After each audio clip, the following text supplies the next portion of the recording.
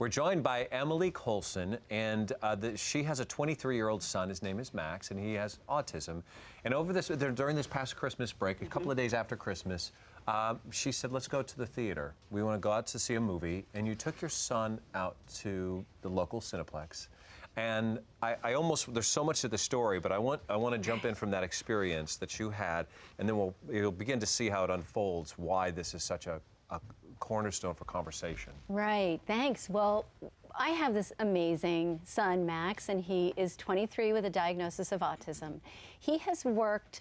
We have worked so hard to go out in the community and learn how to navigate restaurants and the mall and the movie theater. He's a greeter too at the church, He's a greeter at our church. He is so involved in the community. He has been a gift to so many people, has brought so much joy because we don't stay home. And so we were really, here's Max greeting. He is so handsome. He is like a filter. When people come through the door of our church and they're all, they're tired, they're late getting to church and they're cranky, and they meet Max, who is jumping up and down, and he greets you. You have to shake his hand like this because he's bouncing so much. He's just really pure joy.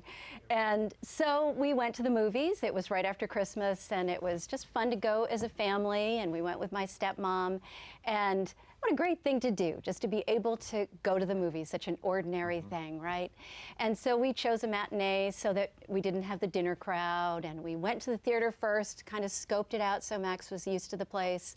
We sat down, the first preview started, and of course it was that special eardrum cracking sound. The special effects with the THX sound? Oh, with whatever it was. That loud it hurt. Okay. It really, really hurt. It hurt my ears. And so Max cried out, I want to go home.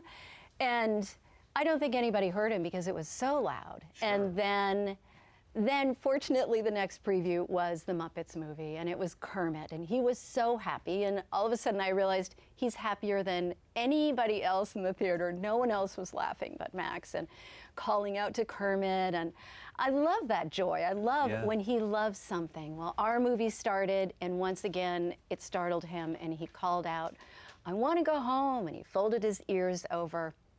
Now, I knew that would happen, and I had warned my stepmom, don't worry, if he does that, it's okay. It takes him a minute, and then he settles in, and everything's fine. And he had been to movie theaters, a movie before? Oh, many times. We've gone with our training wheels on, and so he had really learned to get used to it and to love it. So I knew it would take him a minute, and when he called out, again, I want to go home, the couple sitting next to my stepmom just jumped forward, and the woman said, are you going to make him be quiet? And my stepmother very gently leaned in and said, he has autism, and she was just about to explain, if you could just give us a minute, he'll be fine. But she didn't want to give us a minute, and she leaned forward in her chair and she pounded on her chest and she said, I know he has autism, but why should the rest of us have to suffer? And then her husband leaned in. That hurts. Her husband leaned in and said he was going to call the manager. And I thought, I don't want to do this. There was such hostility beside us. I thought, we've got to get out of here. So I got Max up, which is not an easy feat. He was, he's a big boy, 90 pounds and ready to watch a movie. Right.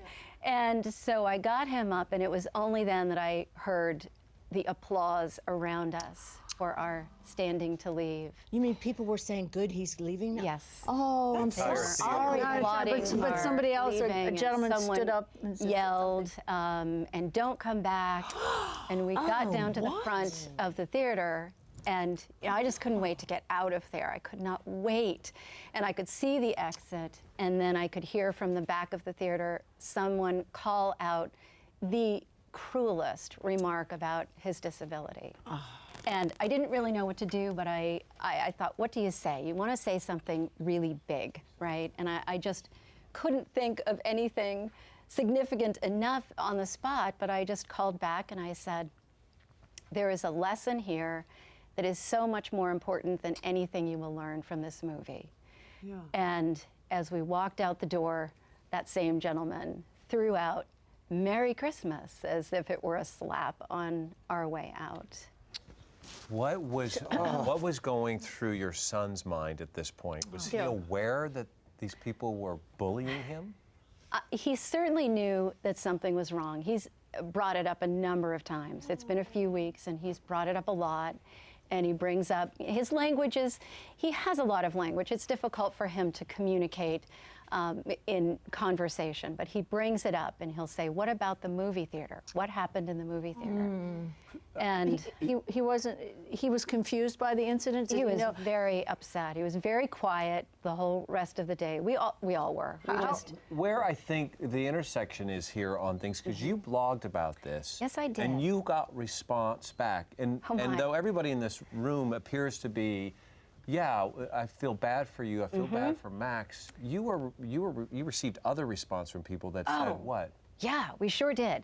Well, I had a lot of parents, I had hundreds of parents that contacted me and said, thank you for sharing this story, because this happens in my family, it happens in the community. Might look different, but it even happens in our church, that we can't find our way in and people feel like you're disrupting us. So I had a lot of people who were very supportive and appalled and saying, I hope if I'm ever in that situation, I will stand up and speak up for someone who is being so unfairly persecuted. But then there were the others that said, Max has no place being in a movie theater. Emily had no business bringing her son into a movie theater if there was the possibility that he would disrupt other people.